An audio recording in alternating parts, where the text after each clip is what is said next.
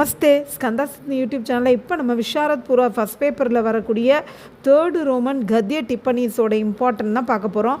Doctor Abdul Kalam பிராப்த் Puraskar ஏவம் Samman. Doctor Abdul Kalam பெற்ற அவார்ட்ஸை பற்றி தான், பரிசுகளும் அவார்ட்ஸு இதெல்லாம் பற்றி தான் இந்த டிப்பனியில் நம்ம பார்க்க போகிறோம்.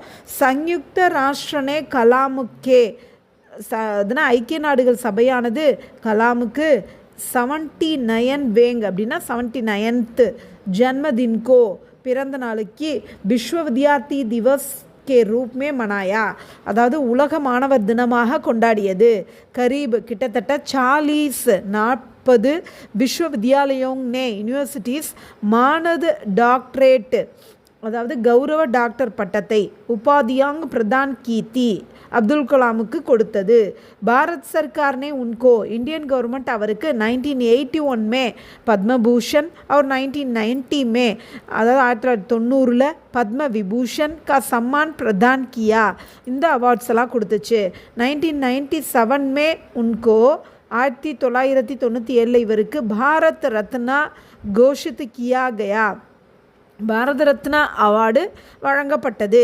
கலாம்ஜி 26 மை 2006 2006 மே மாதம் 26 ஸ்விட்சர்லாந்து கயேத்தே, சுவிட்சர்லாந்துக்கு போயிருந்தார். வஹாங்கி சர்க்கார்னே அந்த கவர்மெண்ட் 26 மயிக்கோ அந்த மே 26 விஞ்ஞான் திவஸ் கோஷித் கியா, அறிவியல் தினமாக அறிவித்தது.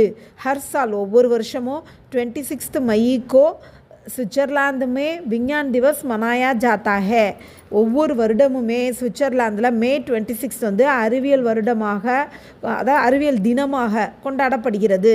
அந்த வருடம்னு சொல்லக்கூடாது, விஞ்ஞான் திவஸ்னால் அறிவியல் தினம் கொண்டாடப்படுது. நேஷ்னல் ஸ்பேஸ் சொசைட்டி ने उनको वान ब्राउन अवार्ड में पुरस्कृत किया, அதாவது தேசிய விண்வெளி சங்கம், அதான் நேஷ்னல் ஸ்பேஸ் சொசைட்டி தேசிய விண்வெளி சங்கம் உன்கோ அவருக்கு வான் ப்ரவுன் அவார்டு அப்படிங்கிற அவார்டை கொடுத்து பெருமைப்படுத்துனுச்சு அப்படின்னு சொல்கிறாங்க. தன்யவாத்.